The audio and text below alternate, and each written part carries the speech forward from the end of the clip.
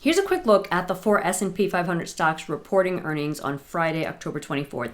And a look at the S&P 500 overall, because we're going to get some data. Wow, some data during this government shutdown, CPI. So if you're new here, I'm Hima Reddy. I use price action, market timing, and momentum to boost my trading and that of our tribes. And like I said, in my little list here, there's just 4 tickers reporting. So let's look at them close up. So first we have Procter & Gamble. Okay, so I'm going to zoom out the chart.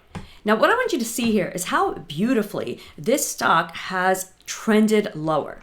And even if you don't short stocks or you don't really lean towards bearish strategies, this can at least help you stay out of the way of going long too early. So I want you to look back here, right? This was the middle of or early March, and it started to hold in what's called the bear resistance power zone on my RSI power zones. And it held there again, and it held there again, and it held there again. Now notice the peaks on the RSI won't necessarily match the peaks on price, but the maintenance of the zone is what can keep you bearish during all these moments. Happened again here in August, 2-3 times, okay?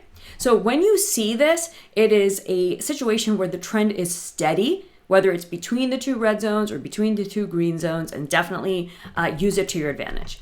Right now, ahead of earnings, Procter & Gamble is looking kind of sleepy. We may get a little pop depending on what happens, but there's important resistance here at about 160. So I would still say the downtrend is intact. All right, like I said, we only got 4, but hey, we'll go deep on them. General Dynamics. Okay, I don't know what they make or what they do, but it's a chart, so we're going to analyze it. Now, on this daily chart, it's the opposite situation. Look at how back since April, okay, the whole week of the tariffs announcements and more, there were so many times when this stock was kind of questionable, but it held the bull support power zone. Now, it didn't make it all the way to bull resistance every time, but it did with its most recent peak in October. And with that, it followed up with a drop. And now what we have here on this stock is the opportunity to calculate a price target based on momentum. That's something you can absolutely do. I teach all this in my 4 zones RSI coverage system. So I'm going to be back with that calculation. All right, so that momentum-based price target is up at about 356, okay? So again, this is not a forecast. This is a momentum-based minimum upside target. Let's see if this stock has there. All right, so that was ticker symbol GD. Now let's look at HCA.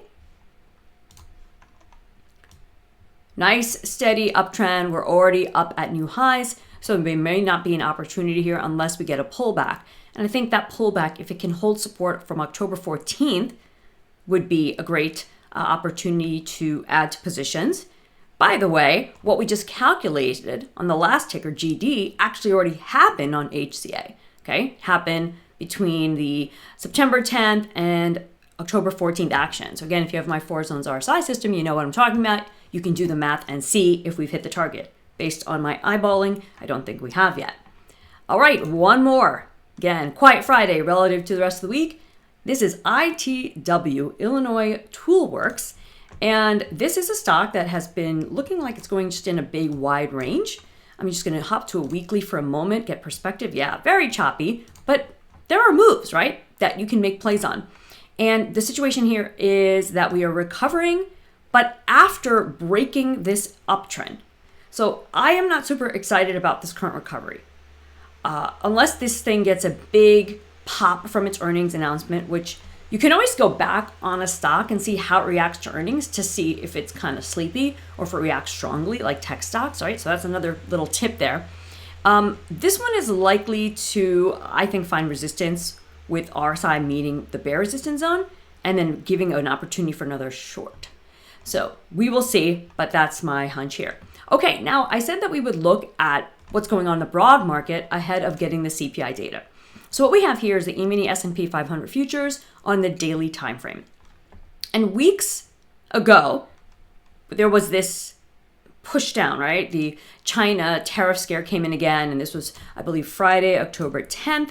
Yes, that we had this push down. Now, I had a coaching session like 2 days later, and I said, look, I still think the market's going to grind higher. I just think it might take some time to act in this October 10th range, and that's exactly what's happening. Now, will the CPI data be the fuel to kind of finally push this out and above? We have to wait and see, but I still think that what you need to watch out for is if we are able to get above the October 10th high, that would be the first sign that the broad market's ready to take off. Otherwise, be careful along the way, okay? Watch out, be aware of choppy moves. We could still just be consolidating within there. So if you found value in this video, go ahead and drop a like down below.